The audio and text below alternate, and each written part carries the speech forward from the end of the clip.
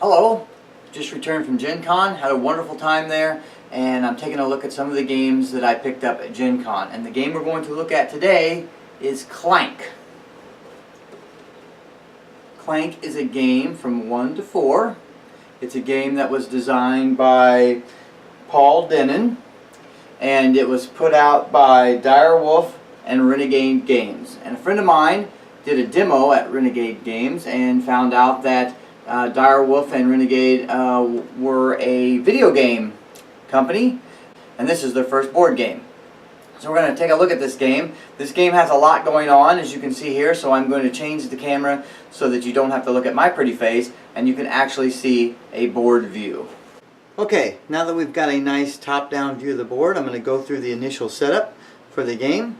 So the first thing you're going to do is you're going to put out all the artifacts. The artifacts have like a shape like this, and you put them in the spots that have the cutout shape just like that. They're also numbered, so you're going to want to put the numbers where the number shows on the board. So this says 25, and we're going to put 25 here. There are 1, 2, 3, 4, 5, 6, 7 different artifacts on the board.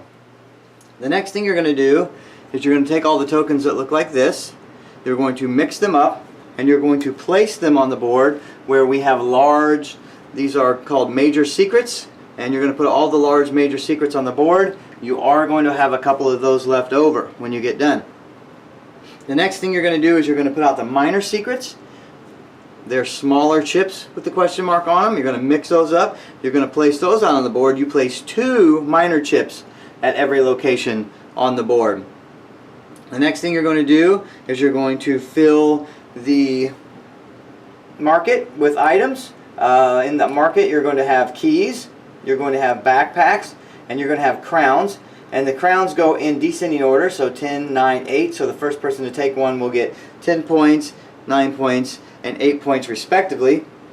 Everything in the market costs 7 gold. The next thing you're going to do is put out the monkey tokens. So you have 3 monkey tokens here, and their pictures are represented on the board. The next thing you're going to do is you're going to set aside these master tokens, and these tokens are for anybody who escapes the dungeon during the game, actually gets a master token. They're worth 20 points. The next thing you're going to do is you're going to place all the gold out on the board so that everybody can get to it. You're going to place the dragon token on the board based on the number of players. I'm going to do an example of a 2-player game, so here's the dragon at the 2-player spot. You're going to get the black Clank tokens, and the game comes with 24 black Clank tokens, and you're going to put them in the dragon bag. It comes with a bag, and you're going to put all those 24 tokens into the bag to start the game. The next thing you're going to do is you're going to place the goblin monster out right there. That goblin monster is a single card, and he never goes away. You can always attack the goblin. The next thing you're going to do is you're going to shuffle the market deck, and you're going to place out 6 cards into the market. And so as you can see, we have 1, 2, 3, 4, and a couple off the screen, 5 and 6. So there's always 6 cards in the market.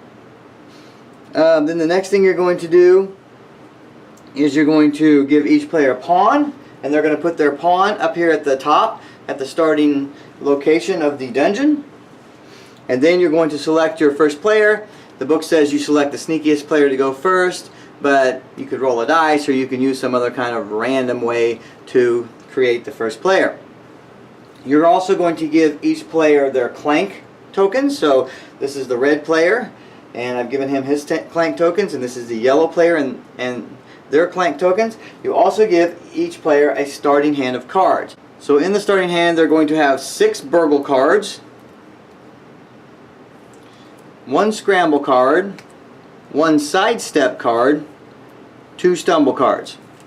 The players are going to mix up their decks of starting cards, and they're each going to draw 5 cards. This 5 cards is going to be their starting hand. Now, the object of the game is to take your pawn, move down into the dungeon, get an artifact. You can only get 1 artifact. Once you have an artifact, then you can continue to get treasure if you would like, but once somebody decides that they're done getting treasure and they leave the dungeon with their artifact, that person gets a master token worth 20 points, and then that player no longer takes their turn as normal. They actually start moving through this area here. This area here is going to instigate the dragon and then eventually kill all the people who remain in this area of the dungeon. So if somebody is out here, then the people who are still in the depths of the dungeon, so below this green line here is the depths of the dungeon, anybody who's still in the depths of the dungeon needs to get above ground. Okay? If you're in the depths of the dungeon and one player reaches this mark on the track, then everybody in the depths of the dungeon dies. If you're in the castle, when the person reaches this point, you are knocked out, but you do not die. You do not receive a master token because you did not exit the castle, but you still get to count your points at the end of the game. So let's look at what a sample game turn would look like.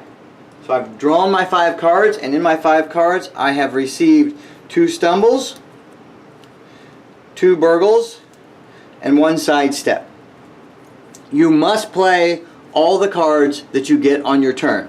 So the first thing I'm going to do is I'm going to play my stumbles.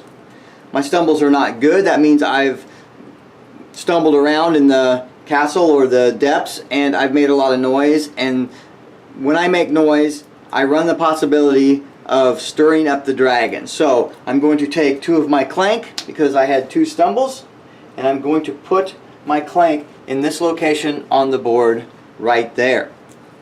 The next thing I'm going to do is I'm going to spin my burgles. I have 2 to spin.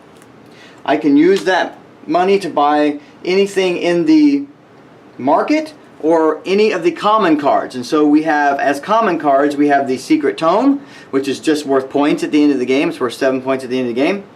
We have the Mercenary, which allows us to buy things and to fight things. And we have the Explorer, which allows us to buy things and move. So I have 2, and these blue things are called skill. We just call them money because in every other game you use them to buy things, but they're called skill. So I have 2 skill. So the costs of the cards are down here in the corner. So this card costs 3, this card costs 2, this card costs 7. We have a 2, 3, 4, 3 in the market as well. I'm going to use my 2 money to buy a Mercenary. Now, a Mercenary is going to allow us to fight. And if you notice, in the market there are cards that do not have a cost associated with them because the cost associated with them is fighting them. So this card would take 3 fight to knock out, and this card would take 3 fight to knock out as well. So adding a Mercenary to my deck is going to be advantageous to being able to knock these things out of the market. So once I've spent my money, the card that I buy goes in my discard pile. Then I'm going to use my movement. I have 1 movement here, so I'm going to take my character and I'm going to move him 1 into the dungeon. Now he has moved into a location that has nothing in it, so that would end my turn. Once I'm done playing all my cards, and you must play all your cards, you take what's left of your hand and you put it in your discard pile along with any cards that you purchase this turn. Once you're done, it goes to the next player's turn. The next player would do the same thing.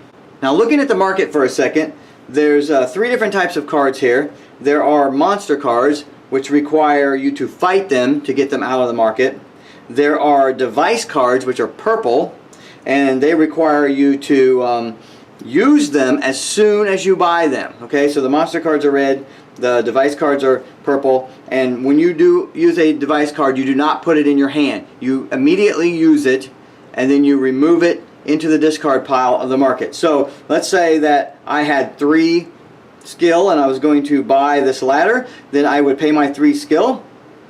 That would give me 2 movement. I would discard ladder into the market discard pile, and I would move my unit 2 spaces on the board.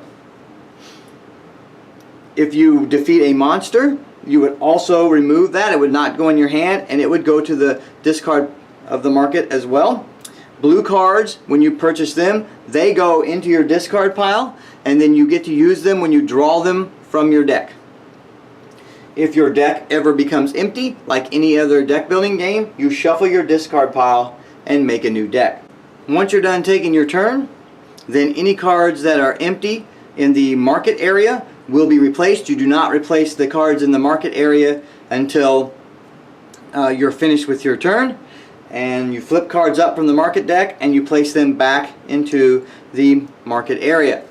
Some cards have an arrive effect, and if you flip up on a card like this that has an arrive effect, then you will do what it says in the arrive area. Some cards have an acquire effect, and if you take a card that has an acquire effect, you do that as soon as you take the card. And then some cards have the dragon effect, and as you can see, this card has a dragon on it. And when this card comes up in the market, then you activate the dragon. So in order to activate the dragon, you do a couple things. The first thing you do is you go to the Clank and you take any Clank that is in the Clank area and you put it in the bag, in the dragon bag. Okay, so that's the first thing you do. Then you shake up the dragon bag, and then you look and see where the dragon is on the dragon scale, and the dragon is on the 3 cubes. So then you pull out 3 cubes from the bag and you look at them, and if they're black cubes, then you return them to the box. You do not put them into the bag. The black cubes are kind of like a primer to keep you a little safer at the beginning of the game, but they will eventually, a lot of them, come out of the bag. So they will be returned to the box and nobody takes any damage. But let's say we had pulled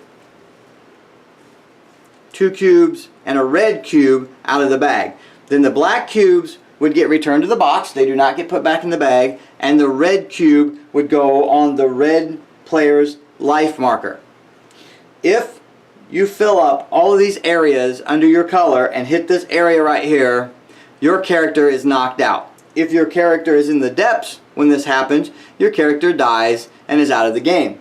If your character is in the castle when this happens, your character is knocked out, still gets to count their points at the end of the game, but no longer plays any more rounds until the end of the game.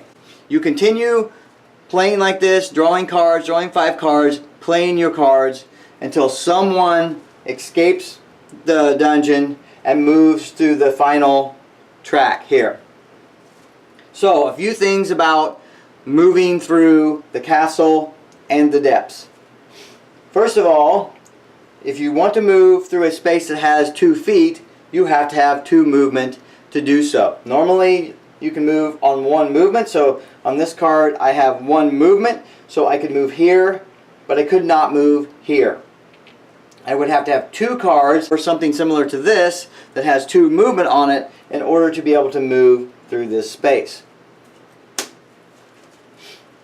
If I want to move through this space, this has a lock on it. The only way to move through this space is to have a key, and the only way to get a key is to buy it from the market. So I could go to the market, I could buy a key. You keep that key, you don't lose it when you use it, and so then you can continually use it to get through locks. So once you have a key, locks are completely open for you, and you can just run through those areas. Now you're going to see that keys actually make it easier to get out because they shorten the path for a lot of the ways to get out. So having a key is beneficial. If you want to move through a spot like this, you have to fight your way through. There's a monster in that spot, and you have to spend 1 sword to get past this area. Now, if you don't spend 1 sword to get past this area, you can still pass, but you have to take 1 damage. So let's say the red player was here, and he wanted to move here, and he did not have a sword in his hand to play, then he would have to place a cube from his pool into his life area and shorten his life. If you want to move on a space that has an arrow like this or like this, you can only move in this direction. So the yellow player could not go like this to get down here, but he could go like this to get up here. If you run into a space that has 2 monsters, it's the same thing. You have to either spend 2 swords or take 2 damage to get through there. You are going to find things in the castle and in the depths. So if my yellow player went here, he would take one of the minor secrets that's here. He would flip it over. This minor secret has 2 swords on it, so that means that I could actually use that for 2 attack. So if I wanted to go through here, I could keep this and turn this in to go through this location. If I move into a spot that has a major secret, then I take that as well. I turn it over and I do what it says. Now the book has extensive rules on all the different major secrets and minor secrets, so if you have one that you don't know what it does, you can just look at the back of the book. This one tells you to draw 3 cards. Once those things have been taken, they go to the player that took them, or they go back to the box depending on what the book says, and then they're no longer there to pick up. If you go to a space, you cannot pick up both of them. If there's 2, you can only pick up one, and you also have to leave the space and come back if you would like to pick up the other one. Like I said before, if you get into a location that has an artifact, you may take it, but you don't have to take it. If you get into this space and you don't want the 5, because it's only worth 5 points at the end of the game, then you can bypass that, move on to try to get the shield that's 20 or the armor that's 25. Once you take one though, you cannot give it back and you cannot pick up another one. So once you have an artifact, it's yours, and that's the artifact you have to keep. Keep in mind, you have to have an artifact to leave the dungeon. So you cannot get out without having an artifact. If you go into any one of these 4 locations that are attached to the market, on your turn you may buy a market card. That will cost you 7 gold, so you will have to have 7 gold to turn in to get a market item. And the market items are keys, backpacks, and crowns. Crowns give you point. The keys let you get through locks. And backpacks, a backpack lets you break the rule and lets you carry an additional artifact. So if you want to get a couple artifacts, like you're trying to keep one of your fellow players from getting artifacts, you can get a backpack. You can get 2, and if people get enough, then maybe there won't be one for somebody else, or you might just get a lot of points for getting 2 artifacts. Okay, once you've got into the depths and you've got an artifact, and then you've decided that you want to get out, and it's very strategic about when you want to get out, you start heading out. When you get out to the end, like I said before, you get a 20. You get a master token that shows that you have made it out, and that's 20 points at the end of the game. On your next turn, you no longer play. You no longer buy cards or play your hand or draw cards. All you do is move your unit from here to here. Now this location doesn't do anything. It's a blank location. So on your next turn, you're going to move here. And when you move here, you're going to activate the dragon. But not only are you going to activate the dragon, you're going to add 1 to the number of cubes that is pulled from the bag. So at this point, you're going to look at where the dragon is, and that's 3, and here you would pull 4 dragons. Your next turn you would go here, you would pull 5 dragons. Here you would pull 6 dragons, and on your next turn you would go here. The depths and the castle would collapse. Everybody in the depths would die. Everybody in the castle would be knocked out, and the game would come to an end. So that's the in-game condition that ends the game. A couple things to mention. Some of these secret items have dragon eggs on the back. If you find a dragon egg, and the dragon egg is worth 3 points at the end of the game, and you also move the dragon up 1 spot. So the dragon is becoming more agitated because you've taken 1 of their dragon eggs. Another thing to note, that when you're refilling cards in the market, if you refill the market with more cards than 1 that have the dragon symbol on it, the dragon only attacks once. It doesn't attack for each dragon symbol that you flip up. So once the game is over, where one player has made it to the final location, or everybody but one player has died, then we go into final scoring. Now final scoring is very easy. You just score up any major, minor secrets that have a green scoring tile on them. You add up your mastery token if you have one. You add up all of the green scoring marks on the artifacts that you found and any other treasure that you've got in the dungeon. And then you add up from your deck all the cards that have a green scoring circle at the top. You also add all of the gold that you have left at the end of the game, and the total of all of those things makes up your final score. And the person with the most total score, counting gold, chips, cards, is the winner of the game. If there is a tie, then the person who has the most valuable artifact is then declared the winner. So that was Clank. What did I dislike about the game? Well, there was really nothing that I disliked about the game. I played it several times with my friends, and every time I found it fun. I can't think of one thing that I actually disliked about the game. So what did I like about the game?